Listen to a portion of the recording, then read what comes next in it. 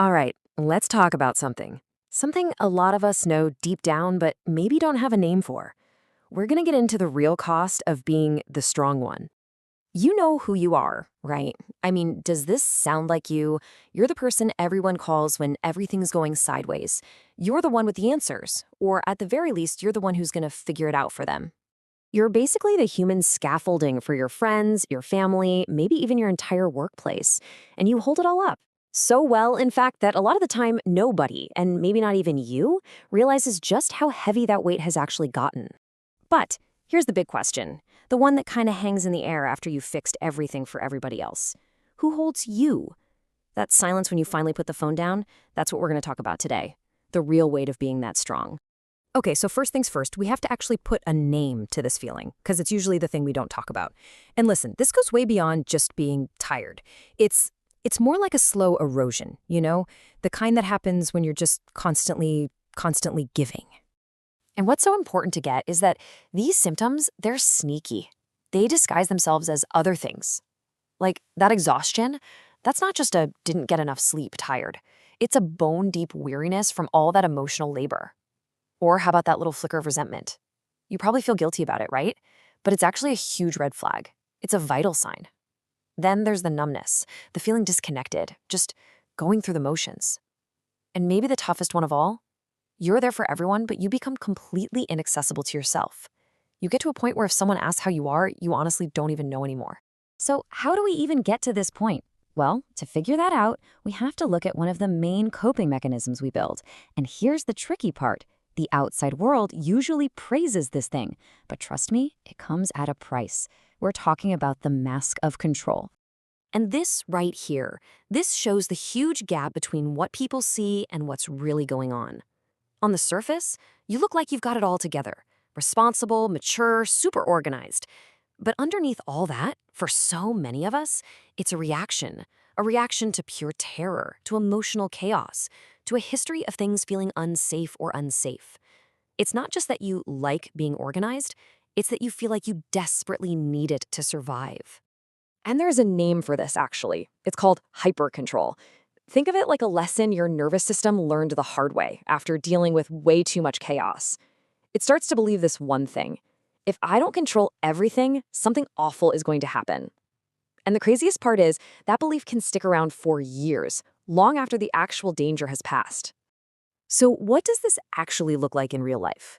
Well, you might find you're the one who overplans every single little detail. You probably hate delegating tasks because who's going to do it right?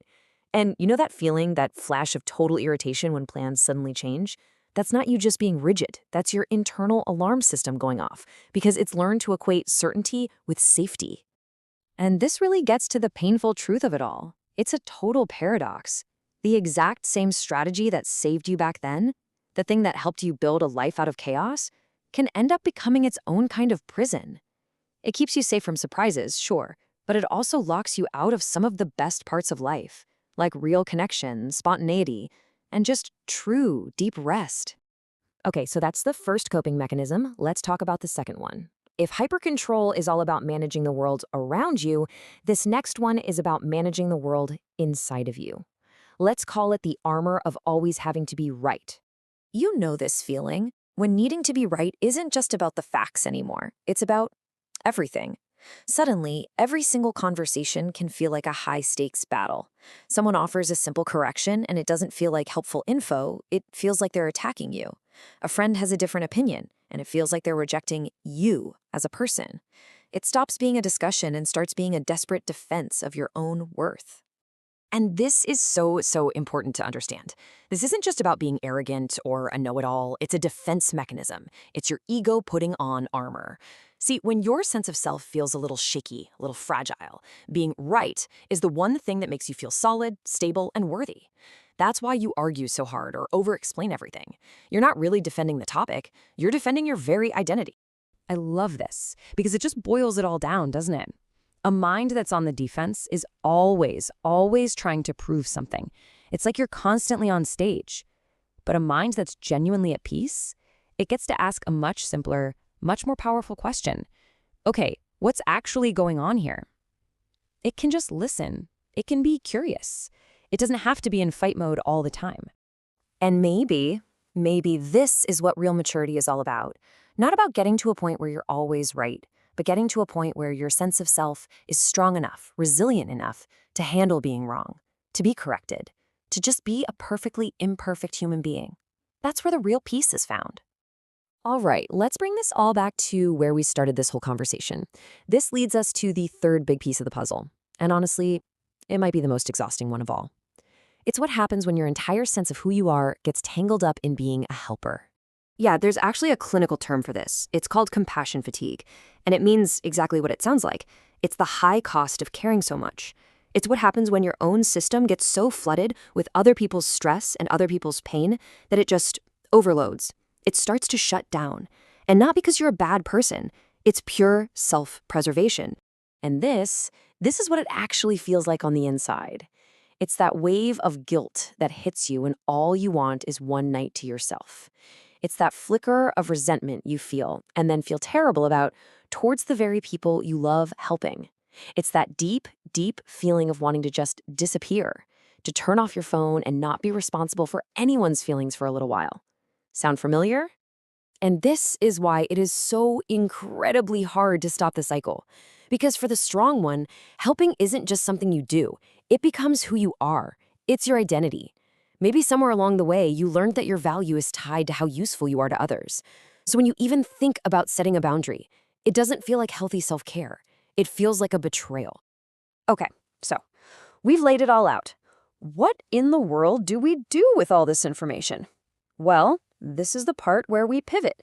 We shift from just understanding the problem to actually finding a new path forward. And it all starts with giving yourself permission to completely redefine what it means to be strong. This table here is basically our roadmap. Let's walk through it together. That old belief, I have to control everything to be safe. The painful truth is that the tighter you grip, the easier you break. The healing truth, real safety means you can be flexible.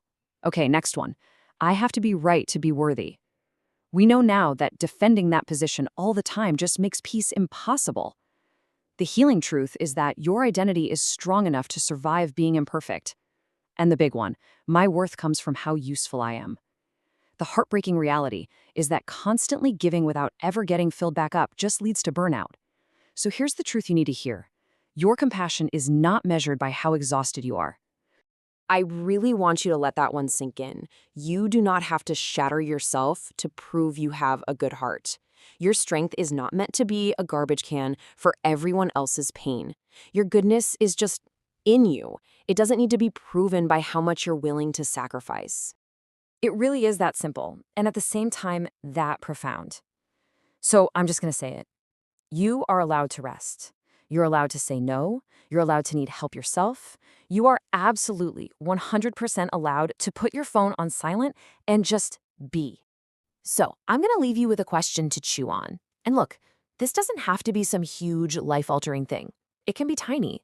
Maybe it's just giving yourself 5 minutes of total silence. Maybe it's finally saying the words, I can't hold this for you right now. Whatever it is, no matter how small it feels, what's the very first honest act of compassion you can offer yourself today?